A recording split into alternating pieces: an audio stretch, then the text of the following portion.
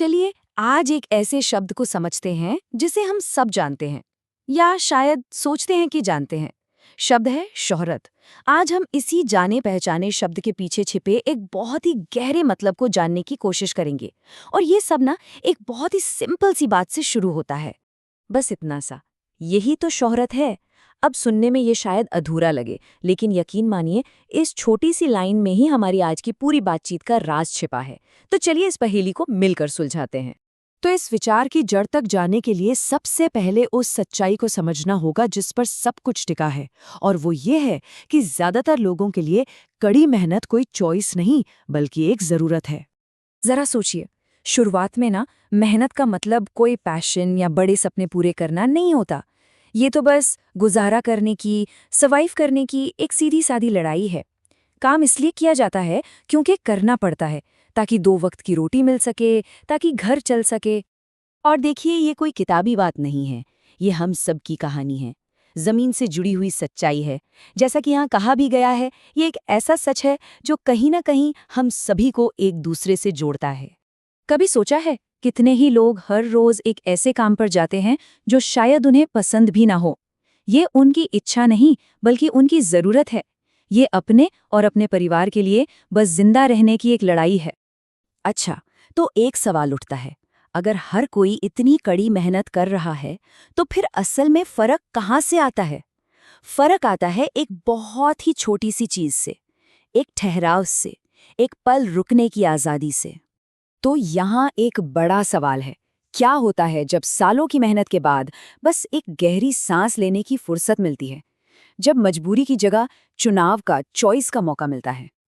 यहाँ ना 2 अलग अलग दुनियाएं हैं। एक तरफ है सर्वाइवल मोड, जहाँ काम की गाड़ी बिना रुके चलती है क्योंकि कोई और रास्ता ही नहीं है। और दूसरी तरफ है प्रिविलेज मोड, जहाँ रुक कर सोचने और चुनने का विकल्प मिलता है।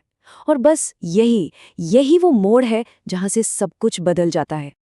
और सबसे दिलचस्प बात यह है कि इस बदलाव को, रुख पाने की इस काबिलियत को सीधे तौर पर एक विशेषाधिकार कहा गया है। ये समझना कि सिर्फ रुख पाने की क्षमता ही अपने आप में कितनी बड़ी दौलत है, यही इस पूरी कहानी का दिल है। लेकिन कहानी में एक ट्विस्ट है। क्या हो अगर वही मेहनत जो हमें बचाती है, वही हमें फंसा भी ले? यहीं पर हम कड़ी मेहनत के एक गहरे विरोधाभास, एक पैराडॉक्स का सामना करते हैं। ये सोचने वाली बात है ना? कल्पना कीजिए कि जिस रास्ते ने किसी को जिंदा रखा, वही रास्ता धीरे धीरे, अनजाने में उसके चारों ओर ऐसी दीवारें खड़ी कर दे जिन्हें वो देख भी नहीं सकता। तो ये मानसिक जाल बनता कैसे है? सब कुछ शुरू होता है काम के प्रति पूरे समर्पण से। फिर धीरे धीरे हमारा दिमाग बस उसी एक रास्ते पर चलना सीख जाता है और जिंदगी की बाकी सब चीजें धुंधली होने लगती हैं। और आखिर में काम से बाहर की दुनिया, मतलब जीवन में संतुलन, एक अजीब या नामुमकिन सा ख्याल लगने लगता है।